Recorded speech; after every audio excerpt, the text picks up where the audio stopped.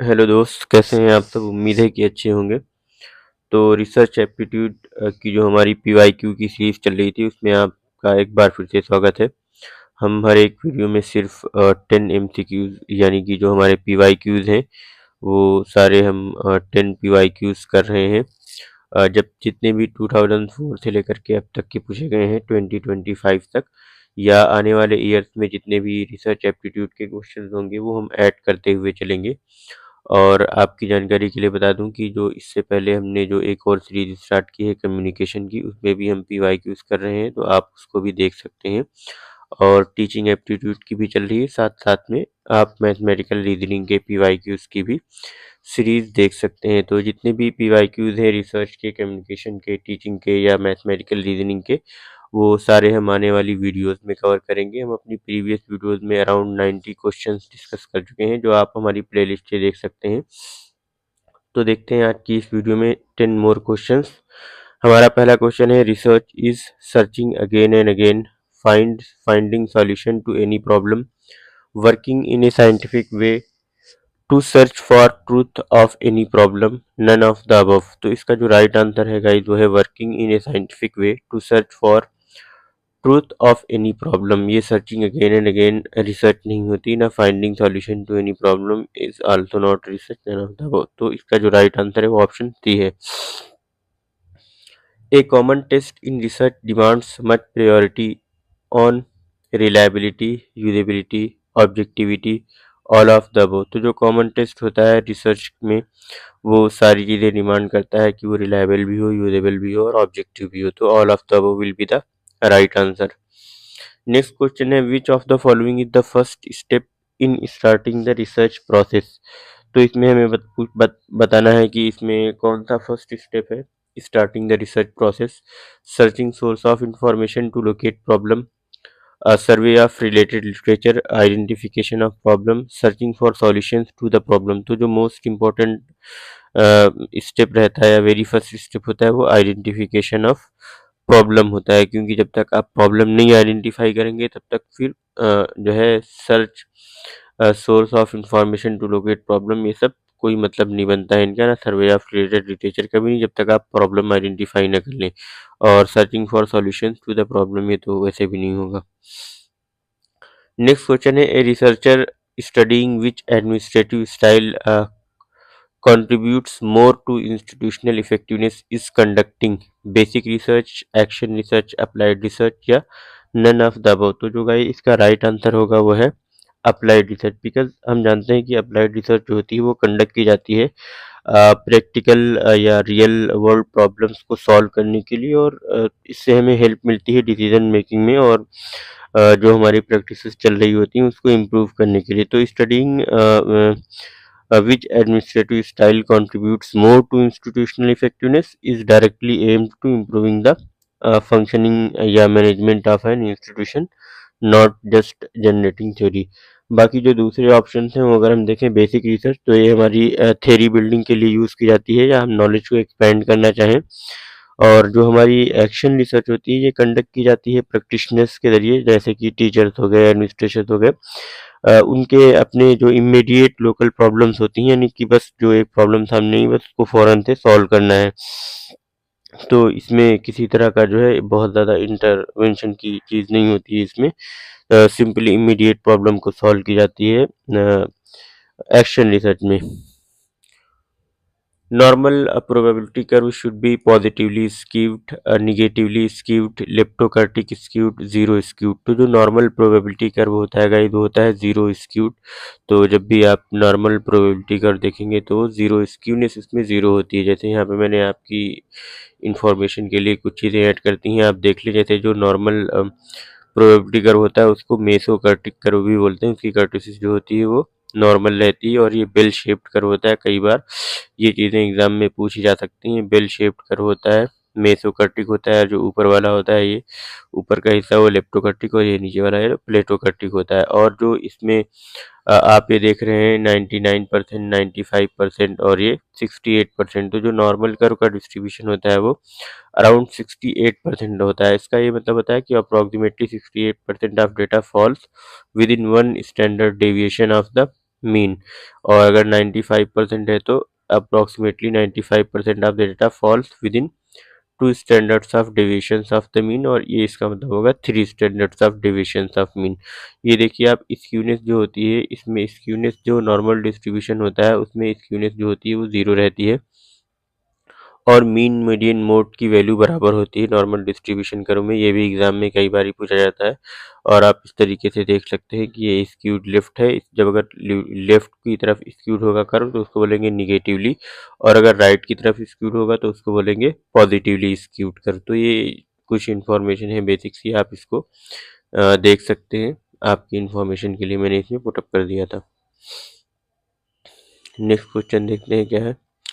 Which one of the following is the oldest archival source of data in India. तो हमें ये बताना है कि कौन सा जो है oldest archival source of data है। तो देखते हैं क्या है। National sample surveys, agricultural statistics, census, vital statistics. तो जो सेंसस हमारा है वो oldest archival source of data है, बिकॉज ये जो हमारा सिस्टमेटिक मॉडर्न सेंसस स्टार्ट हुआ था वो अराउंड 1871 के आसपास स्टार्ट हुआ था, और सेंसस को ही हम बोलते हैं कि हमारा इंडिया में इस इन ऑप्शंस में oldest archival source of data है। बाकी अगर आप नेशनल सैंपल सर्वेस की बात करें तो ये 1950s में स्टार्ट हुआ था, और एग्रीकल्चरल स्टैटिस्टिक्स भी अराउंड 20th सेंचुरी की ईजाद है, ये 20th सेंचुरी में ही स्टार्ट हुआ था ये। और जो वाइटल स्टैटिस्टिक्स है ये भी अभी ज़्यादा टाइम नहीं हुआ है इसको डेवलप हुए। ये सिविल रजिस्ट्रेशन सिस्टम बाद में ही ये इवॉल्व हुआ है। तो जो सेंसस है हमारा वो oldest archival source of data है इंडिया में। Which of the following sampling method is based on probability, convenience sampling, quota sampling, judgement sampling या स्ट्राटिफाइड सैम्पलिंग। तो हमें बताना है कि इसमें कौन सा जो है वो प्रोबेबिलिटी सैम्पलिंग पे बेस्ड है। तो हम जानते हैं कि जो कन्वीनियंस सैम्पलिंग है वो नॉन प्रोबेबिलिटी का है, कोटा सैम्पलिंग भी नॉन प्रोबेबिलिटी का है, और जजमेंट सैम्पलिंग भी नॉन प्रोबेबिलिटी का है। तो इसका जो राइट आंसर है वो stratified sampling. Stratified sampling is a probability sampling. Which one of the following reference is written according to APA format. तो ये जो APA फॉर्मेट है तो हमें बताना है कि APA फॉर्मेट में कौन सा लिखा हुआ है। तो आप देखें कि जो APA फॉर्मेट है वो देख सकते हैं क्या है इसमें। तो जो इसका राइट आंसर होगा गाइस वो ये है ऑप्शन ए शर्मा। ये कॉमा राइटर के नेम आता है पहले, फिर उसके बाद उसका शॉर्ट फॉर्म डॉट, और फिर 2010 dot fundamentals of computer science dot, फिर न्यू दिल्ली, देन कॉलम, और फिर उसके पब्लिकेशन का name Tata Tata and मैग्रॉ Hill. तो यहाँ पे आप देख सकते हैं कि कुछ ना कुछ किसी न किसी प्रॉब्लम किसी न किसी ऑप्शन में कोई ना कोई प्रॉब्लम देखने को मिलेगी। आप तो इसको जो राइट आंसर है वो ऑप्शन ए हो जाएगा, Sharma comma V dot 2010 dot, then fundamentals of computer science New Delhi Tata McGraw Hill. तो ये आपका जो है वो राइट आंसर हो जाएगा।